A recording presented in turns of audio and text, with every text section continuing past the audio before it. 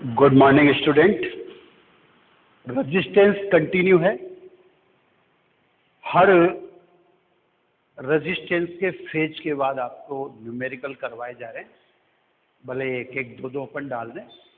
पिछले यानी कल वाले एपिसोड में भी देखेंगे आप, तो उसमें भी सीरीज और पैरेलल में न्यूमेरिकल डाल दिया है ना। अब जो रेजिस्टेंस के न्यूमेरिकल हैं उनके लिए सेल की जानकारी जरूरी है। तो सब फिर रेजिस्टेंस को ब्रेक लगेगा, यानी फिर आगे न्यूमेरिकल आएंगे। पहले अब सेल पढ़ा जाएगा सर, है ना। तो अब आ जाइए सर, अब अपन पढ़ेंगे सेल। ये आपने केमिस्ट्री में भी पढ़े होंगे सर। केमिस्ट्री का अपना व्यू होता है, मैं वो व्यू भी आपको समझा दूं। फिजिक्स का अपना व्यू है। फिजिक्स के में सेल का एक अलग सेंस मिलेगा आपको। तो सब फिजिक्स के पॉइंट ऑफ व्यू से कहूं तो वह युक्ति जो दो बिंदुओं के मध्य विभवांतर को नियत बनाए रखती है, सेल कहलाती है।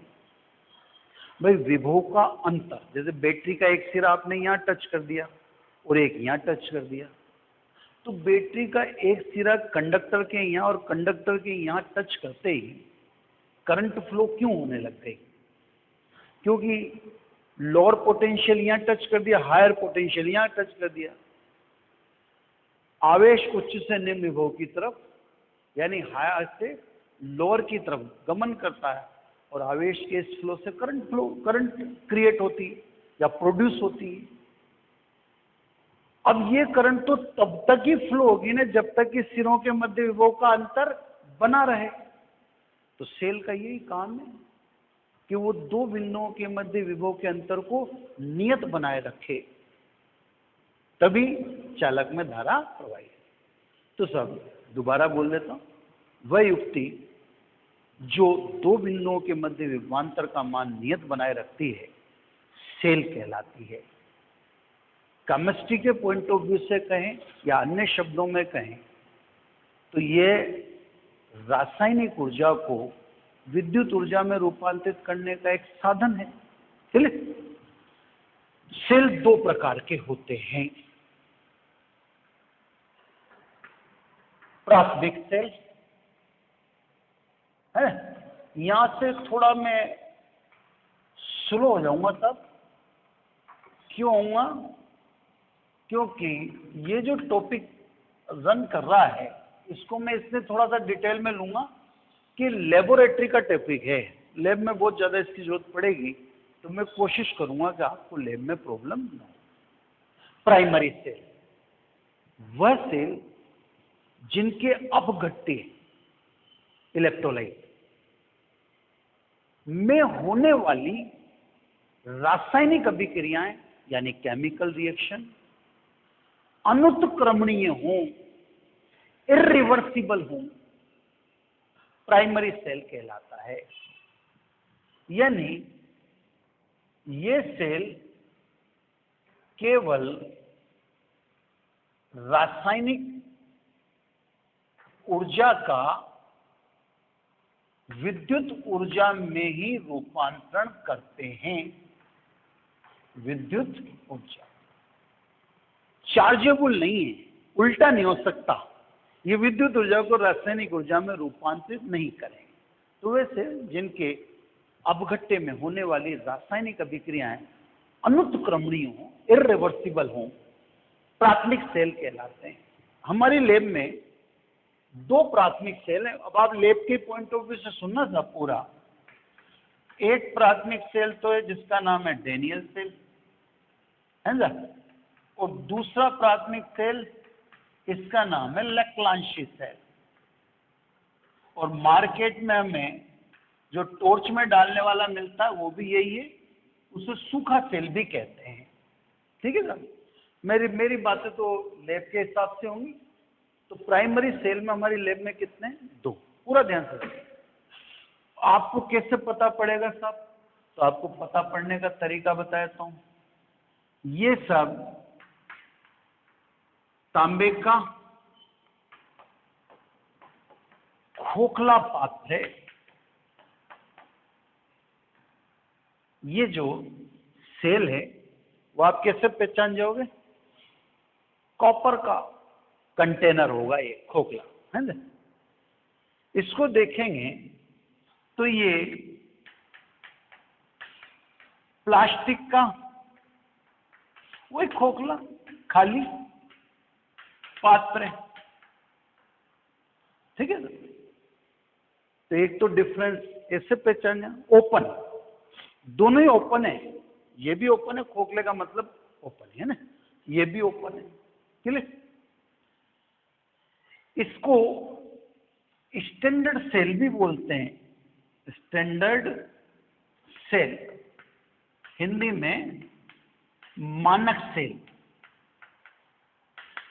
तो डेनियल सेल का दूसरा नाम याद रखना, मानक सेल, स्टैंडर्ड। अब आप कहेंगे स्टैंडर्ड सेल क्यों बोलते हैं साहब? तो स्टैंडर्ड सेल इसलिए बोलते हैं कि इसका ईएमएफ समय के साथ अपरिवर्तित रहता है, 1.08 क्लियर। इसका ईएमएफ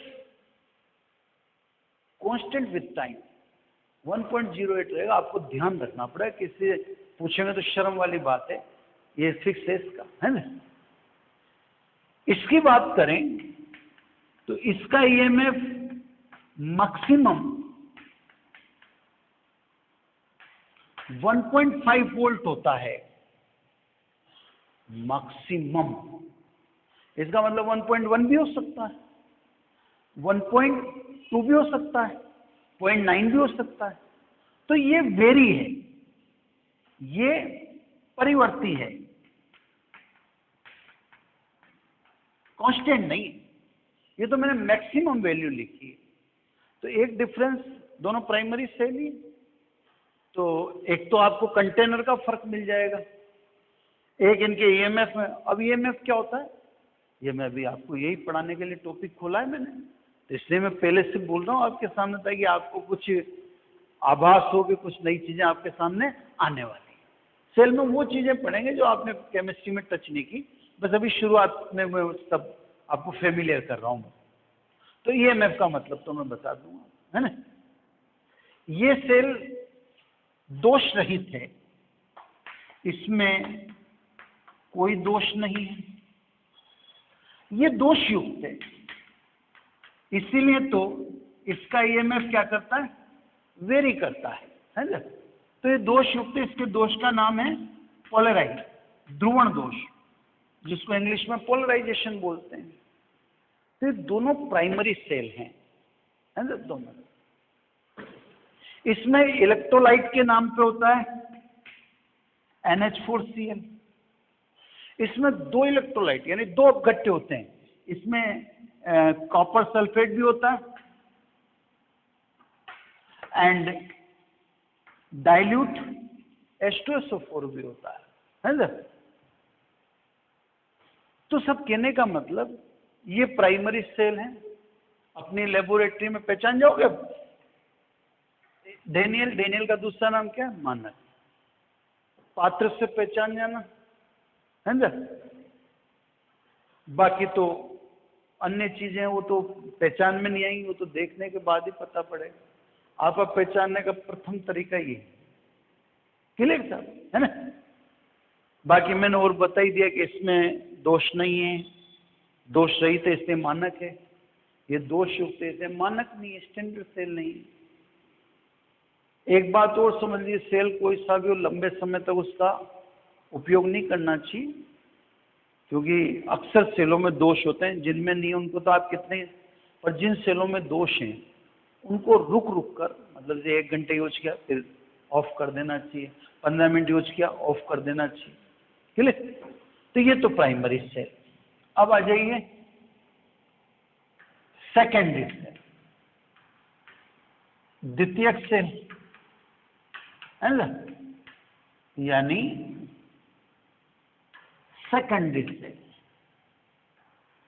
वह सेल जिनके अपघट्य में होने वाली इलेक्ट्रोलाइट में होने वाली रासायनिक अभिक्रियाएं रिवर्सिबल है, उत्क्रमणीय हैं, द्वितीयक सेल कहलाते हैं। यानी यहां पर रासायनिक ऊर्जा विद्युत ऊर्जा में रूपांतरित होती है और विद्युत ऊर्जा रासायनिक में रूपांतरित होती है ना। यानी अगर देखें तो ये सेल चार्जेबल है और ये सेल नॉन चार्जेबल है ना। उनमें तो chemical energy converted to electric energy और again electric energy converted to chemical. कौन कौन से सब? तो एक तो सबसे पॉपुलर तो बैटरी, सीसा संचायक सेल कहते हैं बैटरी को, सीसा संचायक सेल। एक नीफे सेल होता है, नीफे सेल का पूरा नाम है निकल, फे का मतलब लोह, फेरिक, निकल लोह सेल है ना। ये तो ओपन कंटेनर होते हैं, ये भी ओपन कंटेनर है। ये कंटेनर क्लोज होते हैं, ये ओपन नहीं होते। पहचानने का दूसरा है वजन होता है, भारी भी होता है ना। शीशा, शीशा की डेंसिटी बहुत अधिक है तो शीशे से जो सेल बना वो भारी भी होगा। तो पहचानने का तरीका, ये पैक्ड होते हैं, ये फुली पैक्ड है, ये ओपन है ना। अब आप लेबोरेटरी में जाना और एक बार लेबर असिस्टेंट से पूछना, तो उसके बाद मैंने अपने तरीके से समझा दिया। चलो सर, ये अपना मोटिव नहीं था। अब अपने मोटिव जो अपने को सेल में पढ़ना था फिजिक्स के पॉइंट ऑफ व्यू से, वो पढ़ते। ये तो जनरल सी बातें थी जो थोड़ा सा आपको समझाना था ना। अब आ जाइए मुख्य चीजों पर जो आपको ध्यान रखना है। अब चीजें शानदार हैं सब। सबसे पहले आ जाइए सेल से रिलेटेड सबसे पहली बात जो अपने को पढ़नी है, सेल का आंतरिक प्रतिरोध है ना। इतना लंबा तो नहीं बोलना चाहिए, आप तो यूं समझो कि इसको शॉर्ट में बोल देना चाहिए, इंटरनल रेजिस्टेंस है ना। स्मॉल आर से इसको रिप्रेजेंट करते हैं और हर पॉइंट ऑफ व्यू से इंपॉर्टेंट है, इसको समझना। लेबोरेटरी में भी इसकी जरूरत पड़ेगी, एग्जाम में भी आपको ये पता होना चाहिए इंटरनल रेजिस्टेंस क्या है। और इन जनरल आप किसी सेल के बारे में चर्चा कर रहे हो तो इंटरनल रेजिस्टेंस की जानकारी होना जरूरी है। आप कहेंगे कि एक रेजिस्टेंस पहले भी पढ़ा था अपन ने, तो पहले अपन ने पढ़ा था इलेक्ट्रिक रेजिस्टेंस, जिसको अपन ने कैपिटल आर कहा था। धारा के मार्ग में उत्पन्न अवरोध को विद्युत प्रतिरोध कहते हैं, है ना। इसको क्योंकि अब इससे इंटरनल कह रहे हैं तो इसको आप यूं भी कह सकते हो, एक्सटर्नल रेजिस्टेंस है ना। भाई पहले तो एक्सटर्नल कहने का कोई मतलब ही नहीं था, पर अब एक इंटरनल आ गया ना, तो इसको बाह्य प्रतिरोध भी कह सकते हैं। तो सब पहले जो चीज पढ़ी थी वो अलग चीज थी, अब जो पढ़ रहे वो अलग। कैसे सब अलग? अब ध्यान से समझो। ये मैं एक सेल, लेक्लांशी सेल बना देता हूं। ऐसे लेक्लांशी सेल में ये तो पॉजिटिव होता है इस टाइप से, तो लैब में जाएंगे जब देखेंगे आप। और एक जस्ते की रोड होती है, जस्ते की रोड नेगेटिव का काम करती है ना। ये जस्ते की रोड नेगेटिव। ये एक कंटेनर है, क्योंकि मैं लेक्लांशी बना रहा हूं तो फिर प्लास्टिक का कंटेनर है, चलिए। तो ये कंटेनर जो प्लास्टिक का है ये अपन ने जाहिर कर दिया, चलिए। तो ये सब अपन ने सेल बना दिया है ना। जस्ता, ये कार्बन रो, और इसमें जो इलेक्ट्रोलाइट है, जो अपघट्य है, वो होता है सर NH4Cl। ठीक है, ये आप सर्किट क्रिएट करें तो एक सर्किट अपन क्रिएट कर देते हैं। ये वायर कॉपर के की लगा देते हैं स्विच ऑन ऑफ के लिए, और ये रेजिस्टेंस लगा देते हैं। ये रेजिस्टेंस थोड़ा सा टेढ़ा बन रहा है, वो टेढ़े मेढ़े से तो कोई फर्क पड़ता नहीं, फिर भी अब देखो कोशिश करते हैं अच्छा बीचों बीच टाइप से बनाए ढंग का। इसको तो पढ़ ही लिया आपने, चलिए ये की है ना, स्विच कहते हैं आप सिंपल।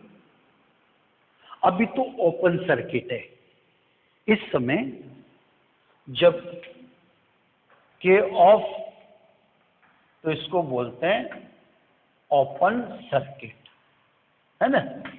ओपन सर्किट में करंट नहीं होती, ये अपने स्विच है ना, अपने स्विच वर्क कर रहे हैं ना, तो अपने स्विच जैसे अपने ऊंचा स्विच ऊंचा कर दिया, ऑन ऑफ दो, ऑफ करते ही करंट फ्लो होना बंद हो जाता है। करंट फ्लो होना बंद होते ही, और उसको हम कहते हैं ओपन सर्किट। तो अभी देखो स्विच ऑफ है ना, इसको कहते हैं ओपन सर्किट।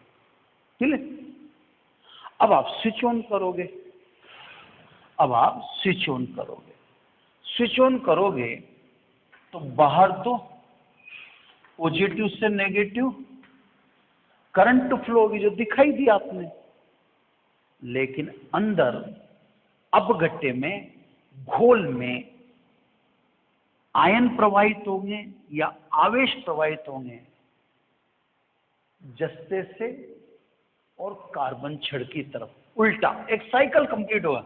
बाहर तो पॉजिटिव से नेगेटिव और अंदर नेगेटिव से पॉजिटिव, तो ये पूरा साइकिल बन जाता है। इसके लिए तो आपने कही थी कि धारा के मार्ग में उत्पन्न अवरोध को इलेक्ट्रिक रेजिस्टेंस यानी विद्युत प्रतिरोध कहते हैं। अब एक्सटर्नल कह सकते हैं।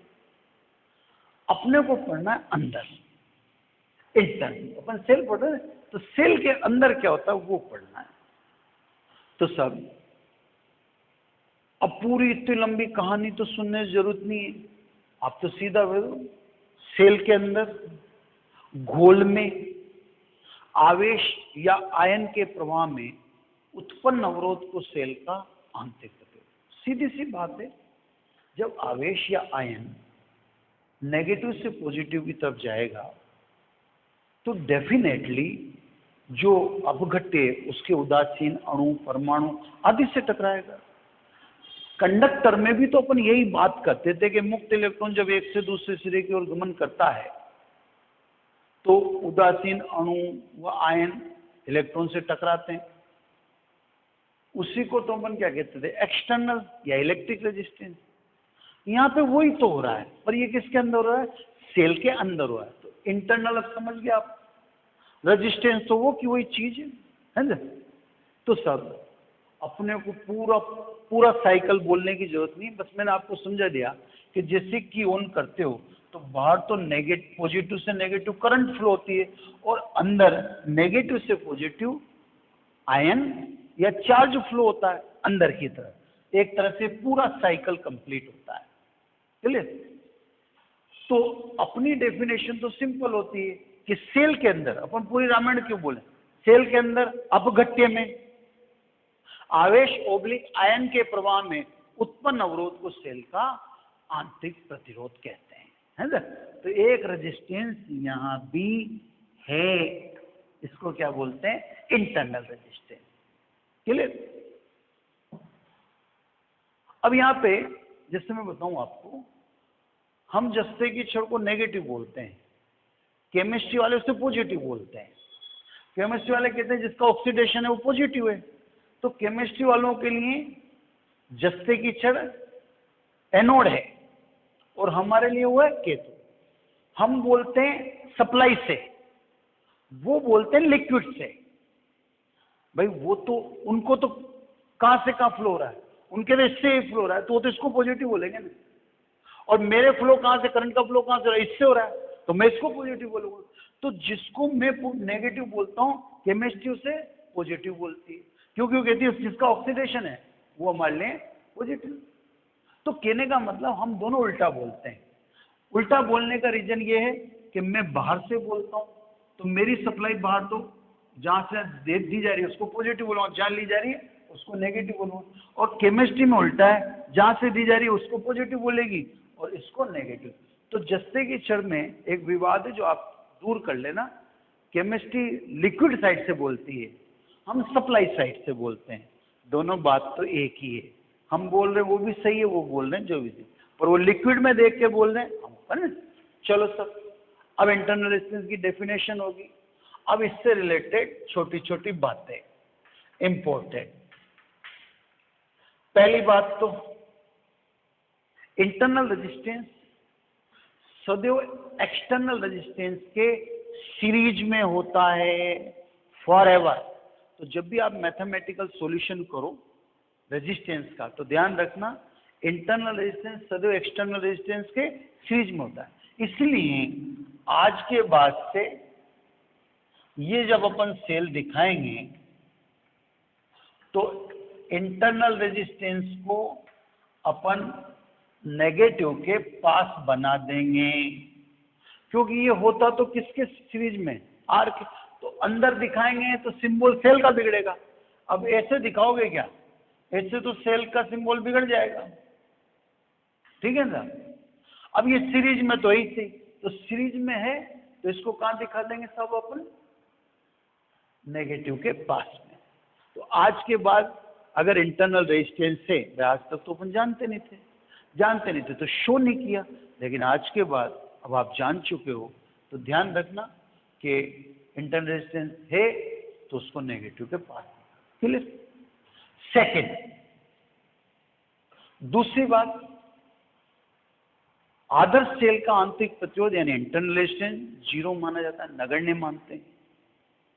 आइडियल सेल के लिए आर नेग्लिजिबल मानते हैं। आज तक अपन कहां जाहिर कर रहे थे, आज तक अपन ने दर्शाया ही नहीं था, आज ही तो दर्शाया ना। तो इससे पहले अपन भी क्या मान रहे थे, नेग्लिजिबल मान। वास्तव में इंटरनल रेजिस्टेंस नेग्लिजिबल हो नहीं सकता। जो मैकेनिज्म है उसके अकॉर्डिंग आप इसको नेग्लिजिबल कह सकते हो क्या, पॉसिबल ही नहीं। क्योंकि आप कह रहे हो कि अपघट्य के अंदर आवेश या आयन के प्रवाह में उत्पन्न अवरोध, तो अवरोध तो होगा। बिना ऐसे तो हो ही नहीं सकता कि आयन यहां से आ जाए, वो तो द्रव में गुजरता हुआ आएगा, द्रव में गुजरता हुआ आएगा तो टकराएगा भी से। तो सब आदर्श सेल के लिए इंटरनल रेजिस्टेंस 0 मानते हैं, वास्तविकता में 0 होता नहीं है ना, या हो नहीं सकता। तीसरी बात, अब तीसरी बात का विशेष ध्यान रखना, ये आपके लेबोरेटरी के पॉइंट ऑफ व्यू से भी काम की बात है। ये बात है कि इंटरनल रेजिस्टेंस किस किस बात पर निर्भर करता है। तो 5 बातें हैं जिन पर यह निर्भर करता है, उससे ज्यादा भी हो सकती है। इसलिए जब प्रैक्टिकल लैब में जब आप इंटरनल रेजिस्टेंस कैलकुलेट करते हो, ये ध्यान से सुनना सारी बातें, क्योंकि लेबोरेटरी से रिलेटेड बता रहा हूं। तो जब इंटरनल रेजिस्टेंस आप कैलकुलेट करते हो तो इंटरनल रेजिस्टेंस की वैल्यू सेम नहीं आती, वेरी करती रहती, बार बार बदलती रहती है। बार बार बदलती रहती है तो आपकी गलती थोड़ी है। इंटरनल रेजिस्टेंस कई सारे कंपोनेंट पे डिपेंड करता है, कई सारी बातों पर डिपेंड करता है। इसलिए आप जब इंटरनल रेजिस्टेंस का प्रैक्टिकल करोगे तो उसकी वैल्यू अलग अलग आएगी ही, इसमें वरीड होने की कोई जरूरत नहीं। तो सब प्रैक्टिकल में इकलौता ऐसा प्रैक्टिकल है जिसकी वैल्यू में वेरिएशन रहता है, और उसमें वेरिएशन होना कोई आश्चर्य वाली बात नहीं। क्यों नहीं है? इंटरनल रेजिस्टेंस कई सारी बातों पर डिपेंड करता है। नंबर 1, इलेक्ट्रोड की प्रकृति पर, वह अपघट्य की सांद्रता पर, है ना। अब इलेक्ट्रोड किसका बना हुआ है, किस मेटल का है, अपघट्य में कौन सा अपघट्य है, वो भी एक कारण है। H2SO4 है कि कॉपर सल्फेट है कि NH4Cl है, उसकी कंसंट्रेशन क्या है। तो सब इंटरनल रेजिस्टेंस इलेक्ट्रोड की प्रकृति वो अपघट्य की सांद्रता पर निर्भर करता है, नंबर 1 है ना। नंबर 2, इलेक्ट्रोड के बीच की दूरी पर निर्भर करता है। डिस्टेंस जितनी ज्यादा होगी इंटरनल रेजिस्टेंस उतना ही अधिक होगा, क्योंकि चार्ज को उतना ही डिस्टेंस मूव करनी पड़ेगी, और डिस्टेंस जितनी ज्यादा मूव होगी इंटरनल रेजिस्टेंस बढ़ेगा। सी, इंटरनल रेजिस्टेंस इस बात पर भी डिपेंड करता है कि घोल में जो डूबे हुए इलेक्ट्रोड हैं उनका एरिया कितना है। तो घोल में डूबे हुए इलेक्ट्रोड के क्षेत्रफल पर एरिया जो घोल में डूबा हुआ है उस पर भी डिपेंड करता है ना। डी, सेल के दोष पर, जैसे आपने देखा लेक्लांची सेल में दोष है, पोलराइजेशन, ध्रुवण दोष, तो सेल के दोष पर भी इंटरनल रेजिस्टेंस डिपेंड करता है। ई, सेल से ली गई धारा पर। तो आपको मैं एडवाइस करूं, आप केवल यही याद रखना कि इंटरनल रेजिस्टेंस किस पे डिपेंड करता है, सेल से ली गई धारा पर, है ना। क्योंकि जब आप प्रैक्टिकल लैब में जाओगे तो वैल्यू तो वेरी करेंगी, वैल्यू में तो चेंज आएगा। वैल्यू जब वेरी करेंगी तो डेफिनेटली आपको बस पूछेंगे वो कि ये क्यों डिफरेंस आया, तो आप बता देना कि सेल से ली गई धारा अलग अलग थी, इससे डिफरेंस आया। वह आपको ये ध्यान रखना, बाकी और 4-5 चीजों में मत उलझो आप, है ना, ठीक है। तो ये तो होगी सब सेल से संबंधित एक बात कंप्लीट। इंटरनल रेजिस्टेंस, तो एक और रेजिस्टेंस इंट्रोड्यूस हो गया जो कहां पर होता है, कैसे होता है, सारी मैकेनिज्म आपको समझाई थी। अब सेल से रिलेटेड दूसरी बात है ना, सेल का विद्युत वाहक बल, है ना, कैपिटल इससे दर्शाते हैं, यानी इंग्लिश में लिखूं तो इलेक्ट्रो मोटिव फोर्स, यानी इंग्लिश में बोलते हैं ईएमएफ, ठीक है। आज के बाद जिंदगी भर अब सेल के साथ आपको ई लिखना पड़ेगा। जैसे आज तक तो अपन क्या लिखते थे, इंटरनल रेजिस्टेंस तो समझे, आज तक तो वी लिख देते थे। अब आज के बाद क्या लिखना पड़ेगा, ई। क्यों लिखना पड़ेगा, उसका कारण पहले तो क्लियर नहीं किया गया था, अब आपको कारण समझाया जाएगा कि ई क्यों लिखा जाएगा।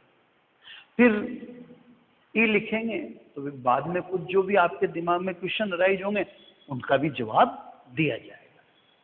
अब सब ई किसे कहते हैं, है ना, तो ई किसे कहते हैं उसके संदर्भ में मैं 2-3 तरीके से डिफाइन करूंगा, और मैं आपको बता दूंगा कि आपको अल्टीमेटली क्या याद रखना है। तो मुझे मेरा काम करने दीजिए, मुझे तो बेसिक बोलने दीजिए, फिर आपको क्या याद रखना है वो मैं आपको बता दूंगा। इसकी पहली डेफिनेशन तो इसके नॉमेनक्लेचर के अकॉर्डिंगली, जैसे आप सोचेंगे इसमें बल, फोर्स बोला, इलेक्ट्रोमोटिव फोर्स, तो एक बार के लिए तो ऐसा लगता है जैसे कोई फोर्स हो, नहीं, ये फोर्स नहीं है, यह इलेक्ट्रिक पोटेंशियल है या पोटेंशियल डिफरेंस है, ये विभवांतर है, फोर्स नहीं है। लेकिन इसको फिर फोर्स क्यों समझ लिया गया, तो उसका रीजन है। जैसे मान लीजिए ये कंडक्टर है, ये कंडक्टर अभी तो करंट फ्लो नहीं कर रहा, अगर इसके एक सिरे पर पॉजिटिव और एक सिरे पर नेगेटिव को टच कर देंगे तो उसके बाद इसमें इलेक्ट्रॉन एक से दूसरे सिरे की ओर फ्लो होने लग जाएंगे, और इलेक्ट्रॉन फ्लो होते ही करंट प्रोड्यूस हो जाएगी। क्लियर। अब इलेक्ट्रॉन एक से दूसरे सिरे की तरफ फ्लो कर रहे हैं, इसका मतलब कोई फोर्स लगाया गया है, और ये फोर्स की क्रिएशन कहां से हुई? बैटरी या सेल लगाने से। तो फिर सामान्य समझ यही कहती है कि इसका मतलब बैटरी और सेल एक फोर्स क्रिएट करते हैं जो कंडक्टर के अंदर इलेक्ट्रॉन को फ्लो करवाता है। इसने बैटरी और सेल से लगने वाले विभवांतर को क्या बोल दिया गया? विद्युत वाहक बल। जबकि वास्तव में यह बल नहीं था, पर मैकेनिज्म में उनके हिसाब से, जैसे मैंने आपको समझाया, उस अकॉर्डिंग अगर आप देखो तो वो गलत भी नहीं थे, क्योंकि उन्होंने कहा जो इलेक्ट्रॉन का फ्लो होता है, जो एक से दूसरे सिरे तरफ जाने का होता है, वह सेल लगाने के बाद ही होता है। इसका मतलब सेल कोई फोर्स प्रोड्यूस करता है ना? तो ये फोर्स तो नहीं है, विभवांतर है। दूसरी डेफिनेशन है ना, दूसरी डेफिनेशन में ये डेफिनेशन है, दमदार है, और अपने को जो बोलचाल में काम आती है वो अलग है। सेल सहित संपूर्ण बंद परिपथ में एकांक धनावेश को चलाने में किए गए कार्य को विद्युत वाहक बल कहते हैं। ये कंप्लीट क्लोज सर्किट है। क्लोज सर्किट में बाहर तो पॉजिटिव से नेगेटिव और अंदर नेगेटिव से पॉजिटिव। तो एकांक धनावेश को सेल सहित पर पूरे या संपूर्ण बंद परिपथ में चलाने के लिए किया गया कार्य विद्युत वाहक बल कहलाता है। अब यहां पर आप समझ जाओगे ये विभवांतर है। विभव विभवांतर की परिभाषा बोलो। एकांक धनावेश को दो बिंदुओं के मध्य विस्थापित करने में किया गया कार्य उन दो बिंदुओं के मध्य विभवांतर कहलाता है। और यहां भी यही कह रहे हो कि एकांक धनावेश को सेल सहित संपूर्ण बंद परिपथ में चलाने के लिए किए गए कार्य को विद्युत वाहक बल कहते हैं। तो समझिए आप, दोनों चीजें एक ही। यहां पर परिपथ में चलाना हुआ, दो बिंदुओं के बीच चलाना है ना। तो अब यहां से क्लियर हो जाता है कि ये विभव। अब आपको सब 1 और 2 के चक्कर में नहीं पढ़ना है, आपको तो जो मैं बोल रहा हूं उसके चक्कर में पढ़ना है। वो ध्यान रखना है। वो क्या ध्यान रखना है साहब, अब मैं बताता हूं। अब ये सर्किट क्लोज है, दिख रहा है आपको? यहां मैं लगा देता हूं वोल्ट मीटर। वोल्ट मीटर सदैव पैरेलल लगता है। ये छोटी छोटी चीजें बार बार बोलने से आपको याद होती जाएंगी, फिर आगे रीजन भी आते जाएंगे। समांतर क्रम में लगता है तो पॉजिटिव से पॉजिटिव नेगेटिव। तो अभी तो बच्चों देखो, अब सर्किट में इतना इन्वॉल्व हो नहीं, इससे कुछ चीजें हो सकती है जो आपको अजीब लगे, लगने तो उसका कुछ कर भी नहीं सकते फिलहाल। तो बस उसको बार बार बोलेंगे तो आपको भी याद होता जाएगा। अब ध्यान से, ये कुंजी ऑफ कर दी, के ऑफ। अब ये बोलना सीखना था, इसका मतलब ओपन सर्किट। ओपन सर्किट को हिंदी में क्या बोलते हैं? खुला परिपथ। अब इनसे आपका पाला पड़ गया, अब नहीं छूट रही, इसने बोलना सीख जाओ, है ना। ओपन सर्किट में नो करंट, ये ध्यान रखना। ओपन सर्किट में सब कुछ हो सकता है, करंट नहीं हो सकती, है ना। तो देखो, जब सेल खुले परिपथ में हो, अर्थात सेल से धारा नहीं ली जा रही हो, तो सेल के टर्मिनलों के मध्य पॉजिटिव और नेगेटिव विभवांतर को, यानी वोल्ट मीटर के पाठ्यांक को सेल का विद्युत वाहक बल कहते हैं। आपके प्रैक्टिकल में ई, क्योंकि अब बताऊंगा मैं, तो ई बहुत जगह काम आएगा, बहुत जगह। तो जैसे ही आप प्रैक्टिकल कर रहे हैं और आपके पास एक्सटर्नल आएगा, जो प्रैक्टिकल लेने आते हैं उनको कहना, वो कहेंगे भाई ई का मान बताओ, ई का मान बताओ। तो आप क्या करना, आप प्रैक्टिकल कर रहे होंगे तो सर्किट ऑन होगा ना आपका, तो आप क्या करना, ये की निकाल देना, सर्किट ऑफ कर देना। ऑफ करके वोल्ट मीटर की तब देख लेना, वोल्ट मीटर में दिखा 1.2, आप बोल देना ए का मान कितना है 1.2 वोल्ट। क्लियर है ना? तो सब आपको प्रैक्टिकल में भी समझा दिया मैंने, की ऑफ कर देना, फिर वोल्ट मीटर में देखना, जो वोल्ट मीटर में दिखे उसी को ई कहते हैं। डेफिनेशन भी ये जो लास्ट वाली है यही एग्जाम में लिखना, यही प्रैक्टिकल में बोलना। जब सेल खुले परिपथ में हो अर्थात सेल से धारा नहीं ली जा रही हो तो सेल के टर्मिनलों के मध्य या वोल्ट मीटर के पाठ्यांक को विद्युत वाहक बल कहते हैं। क्लियर? अब सब एक प्रॉब्लम आपके दिमाग में, या आप एक चीज सोच रहे होंगे कि यार अभी तक तो अपन सेल के नीचे वी लिख रहे थे, आज अब ये ई पड़ गया तो ई लिखना पड़ेगा, तो फिर वी क्या था? तो सब ई जब बताया तो फिर वी भी समझाना पड़ेगा। अब वी क्या था? ये सेल की टर्मिनल वोल्ट था, है ना? जिससे आप पहले जैसा ही बोलो कोई फर्क नहीं पड़ता, जैसे आप पोटेंशियल डिफरेंस बोलो V। ये भी आप जानते हो कि V इज इक्वल टू क्या होता है IR। अब आप खुद ही समझ जाओगे कि जब I होगा तभी तो V होगा ना, I नहीं तो V कहां से आ गया?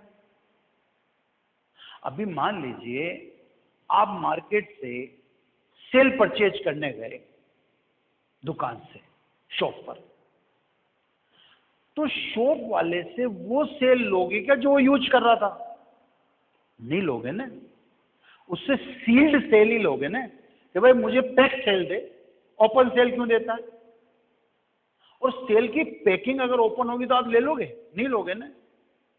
तो वह सेल जो सर्किट में लगा ही नहीं, जिससे आई प्रोड्यूस ही नहीं हुई, तो फिर उसको आपने जो 1.5 वोल्ट लिख रहा था वो क्या था? फिर वी तो नहीं हो सकता, क्योंकि आई जीरो तो वी क्या होता है?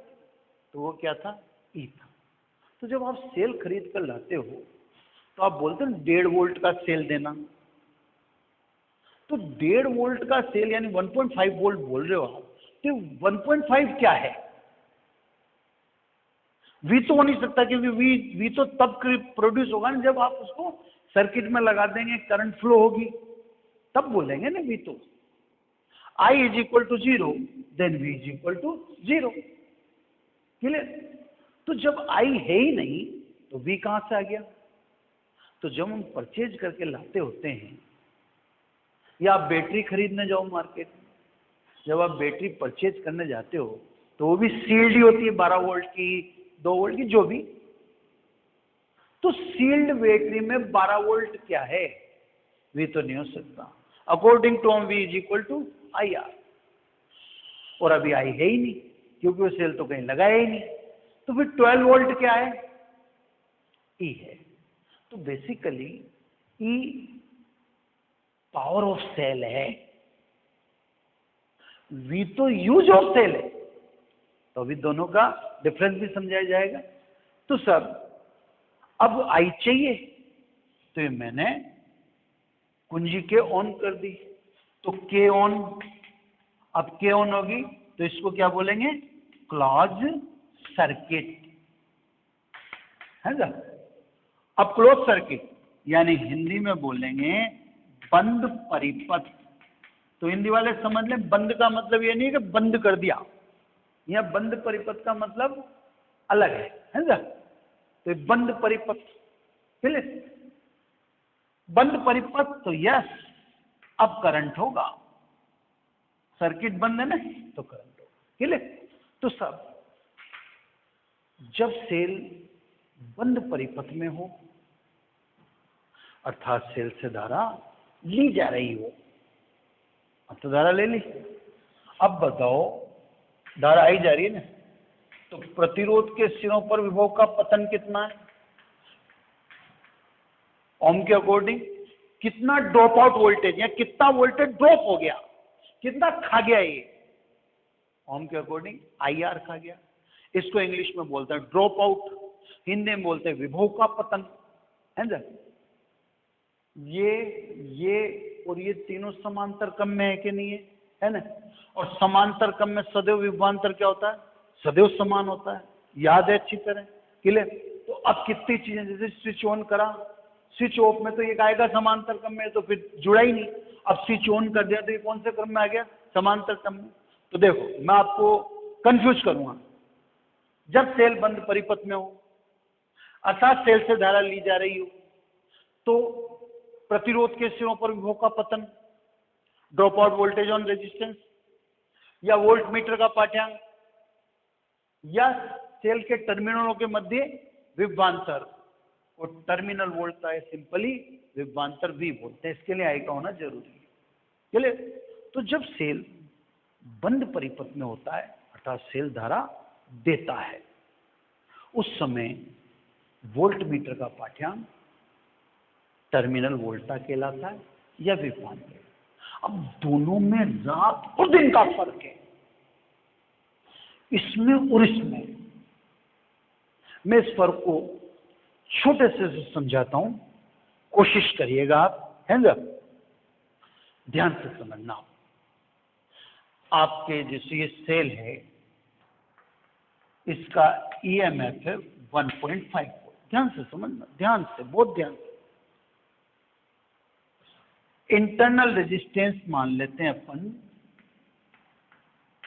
0.5, आंतरिक प्रतिरोध 0.5 हो। बहुत ध्यान से समझना मेरी बात को। और करंट मान लेते हैं अपन 1 एम्पियर। पूरी बात को ध्यान से देख लिया आपने। जब सेल ऑफ है, तो सेल ऑफ है उस समय तो सेल की पावर कितनी है, उसको क्या कहते हैं, सेल का विद्युत पावर 1.5। क्लियर है ना। अब सेल आपने ऑन कर दिया, ऑन कर दिया तो सप्लाई रन करेगी।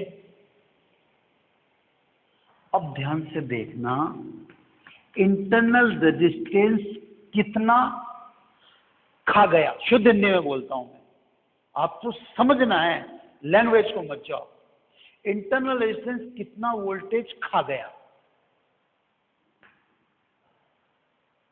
1 into 0.5 वोल्ट इंटरनल रेजिस्टेंस खा गया। तो फिर बताओ टर्मिनल वोल्टेज कितना होगा, फिर V का मान कितना होगा, फिर स्वाभाविक V का मान कितना होगा, 1 वोल्ट। भाई जब सेल ऑन नहीं था,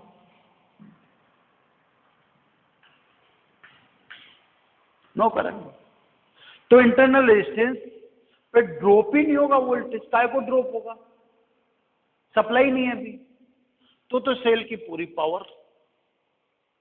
लेकिन जब सेल रनिंग में आ गया, आपने ऑन कर दिया, तो सप्लाई फ्लो होगी, और जब सप्लाई फ्लो होगी तो इंटरनल रेजिस्टेंस पे भी तो वोल्टेज ड्रॉप होगा। अब ये खुद कितना खा जाएगा, 0.5। तो खुद खा जाएगा, तो फिर टर्मिनलों के बीच में वोल्टेज कितना बचेगा, टर्मिनल वोल्टेज इंग्लिश में लिख दूं, टर्मिनल, अरे यार क्या आफत है साली, टर्मिनल वोल्ट। तो टर्मिनल वोल्टेज बताओ ना, 1.5 तो इसके पास थी पावर, अब अंदर अंदर कितना ड्रॉप हो गया, 0.5। तो टर्मिनलों के मध्य वोल्टेज कितना बचा, 1 वोल्ट। अब बोलो V और E एक ही है क्या, नहीं है ना। हाँ, अगर R बराबर 0 होता